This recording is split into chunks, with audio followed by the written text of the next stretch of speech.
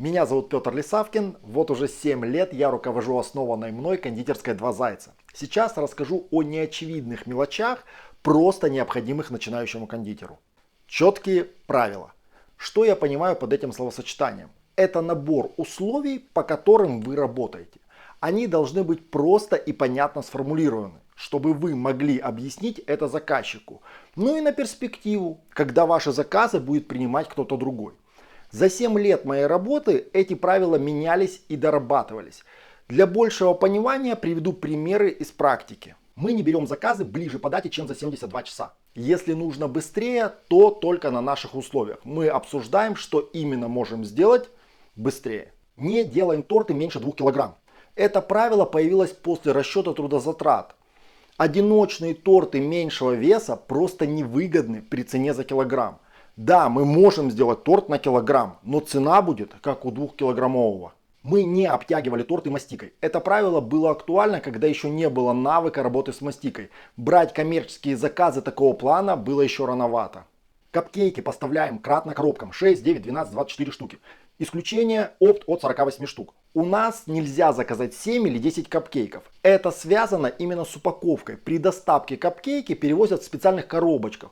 И тратить коробку ради одного или двух капкейков невыгодно. Думаю, вы поняли, о чем я говорю. Сформулируйте себе такие правила и не бойтесь отказывать, если заказ противоречит им. Об этом я уже говорил вот здесь. Понятное ценообразование. Тут все ясно из названия. Начну с примера, как я озвучиваю заказчику.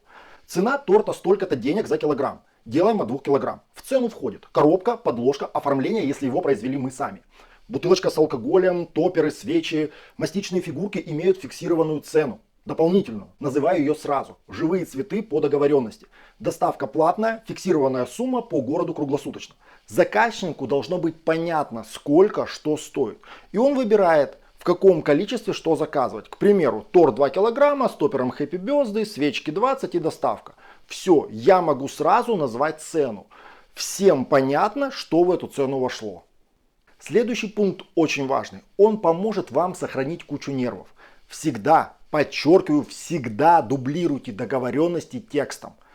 Поясню. Часть заказов принимается по телефону, часть при личной встрече. Вы поговорили с заказчиком, обсудили все детали, записали себе в блокнотик все, что он пожелал.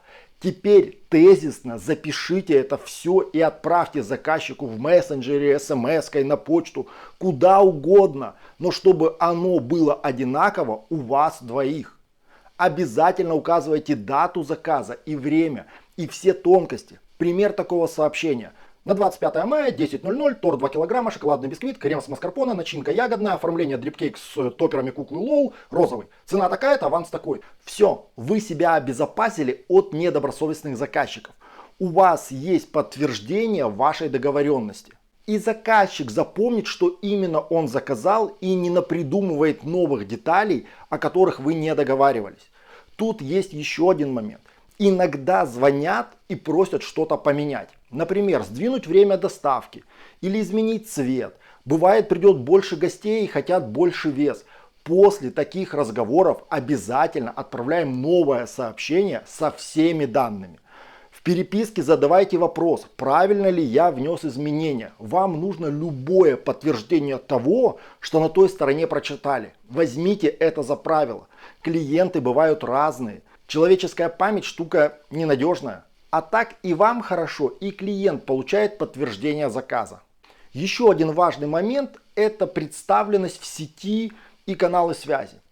Я бы не сказал, что это мелочь, это важная и обширная тема. Сейчас я упомяну, зачем это нужно, а если вам интересно и вы напишите об этом в комментариях, то сниму развернутые пояснения.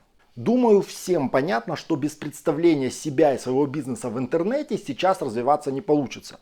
Инструментов для этого самого продвижения предостаточно. Множество соцсетей, мессенджеров, всевозможные площадки и сервисы. Давайте рассуждать логически. Во всех соцсетях, на всех площадках есть потенциальные клиенты. И логично иметь свои страницы на всех доступных платформах. Но полноценное ведение профилей занимает слишком много времени. Так как выбрать, где именно зарегистрироваться и как не увязнуть в введении десятков различных страниц? Для начала вам нужно определиться с одной или двумя социальными сетями. Критериев также всего два. Она должна быть популярна у вашей целевой аудитории и удобна для вас. Все. Кому-то подойдет ВКонтакте, Одноклассники, кому-то Facebook с Твиттером, кто-то Инстаграм с ТикТоком. В любом сочетании. Именно там вы и делаете основной профиль и полноценно его ведете. Во всех остальных сетях создаете профили-витрины. То есть профили, по которым понятно, чем вы занимаетесь, и в них указываются правила, о которых мы говорили выше, и удобные вам контактные данные. Конечно, самый оптимальный вариант – это наличие своего сайта. Да, я часто слышу, зачем нужен сайт, если есть Инстаграм? Ну, если вы планируете развиваться и принимать не только частные заказы, но и работать с корпоративными клиентами, то без сайта вам не обойтись. Вам нужно место, где будут описаны ваши условия работы, цены, примеры работ и так далее. Мотать ленту социальной сети на несколько лет назад, чтобы найти запись, не очень удобно. Поначалу кажется, да что там отвечать на сообщения в соцсетях. Это же потенциальный заказ. Но когда работы становится много, то это страшно отвлекает и раздражает. Начинаешь что-то делать, приходит сообщение. Быстро ответил, они молчат. Только взялся что-то делать, снова сообщение. Раздражает, когда пишут по одному слову или ответы приходят раз в 5-6 минут. Ты тратишь час времени, чтобы выяснить вообще, что человек хотел. Проще всего в таких условиях давать ссылку на сайт. Если вопрос есть и он описан в статье, то не стесняться давать еще раз ссылку. Напоминаю про видео, в котором мы считали свою работу. Так вот, отвечать на сообщения в социальных сетях – это такая же работа. И она так же, как и все остальное, должна учитываться. И пока у вас нет отдельного человека на зарплате, в обязанности которого будет входить отвечать на сообщения, это время должно учитываться в вашу зарплату. Постарайтесь уменьшить затраченное на переговоры время.